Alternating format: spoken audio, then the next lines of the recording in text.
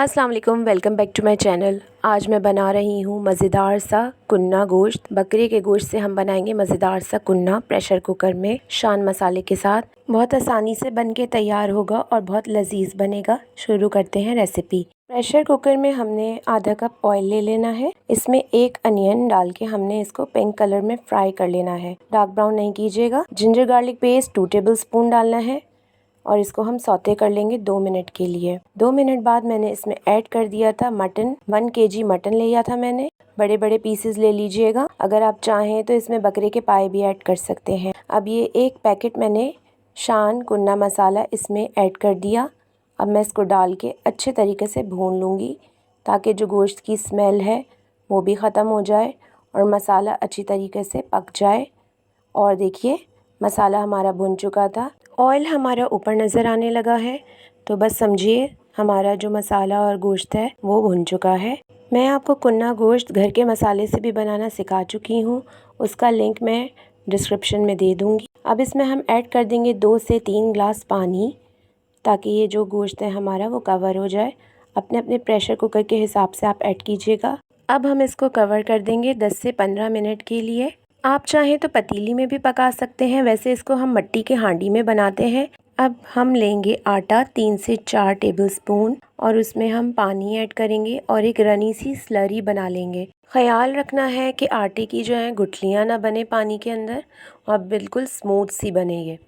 अब हमने गोश्त को चेक कर लेना है अपने कि ये गल गया है कि नहीं। तो मैंने चूल्हा बंद कर दिया था और अब हम इसको चेक कर लेते हैं। गोश्त हमारा देखें गल चुका है, बिल्कुल सॉफ्ट हो चुका है। ऑयल भी ऊपर नज़र आ रहा है और बहुत खूबसूरत सा हमारा सालन रेडी हो चुका है। अब हम नेक्स्ट स्टेप करेंगे। मैंने चूल्हा जला लिया था दोबारा से और अब मैं इसमें जो मैंने आटे और पानी से स्लरी तैयार की थी वो ऐड करूँगी। इसको अच्छी तरीके से मिक्स कर लीजिए।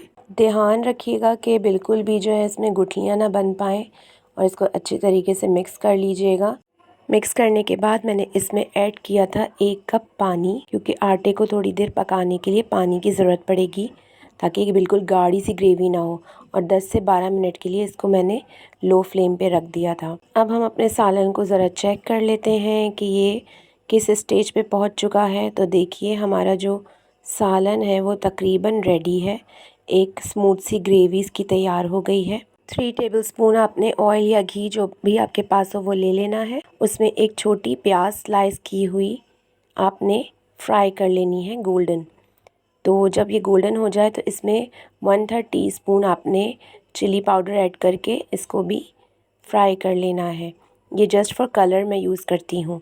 और अब हम इसको अपने कुन्ना गोश्त में ऐड कर देंगे।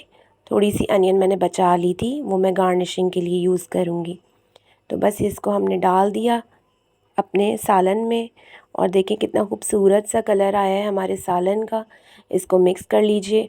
अभी आपको जो है ऑयल और घी बहुत ज़्यादा लग रहा होगा, लेकिन बिलीव मी ये बिल्कुल भी ज़्यादा नहीं है, क्योंकि इसके अंदर आटा मौजूद होता है तो ये बिल्कुल इसको सोक कर लेता है। अब मैंने इसको एक डिश में निकाल लेना है। बिलीव मी इतना टेस्टी और इतना ऑसम बना है और जिस तरीके से मैंने आपको बताया है वो बहुत क्विक और इजी है। ज़रूर ट्राई कीजिएगा। ये रेसिपी बहुत मज़ेदार बनेगी और बहुत क्विकली तैयार हो जाएगी। मुझे फीडबैक ज़रूर दीजिएगा। मेरे चैनल को सब्सक्राइब करना मत भूलिएगा।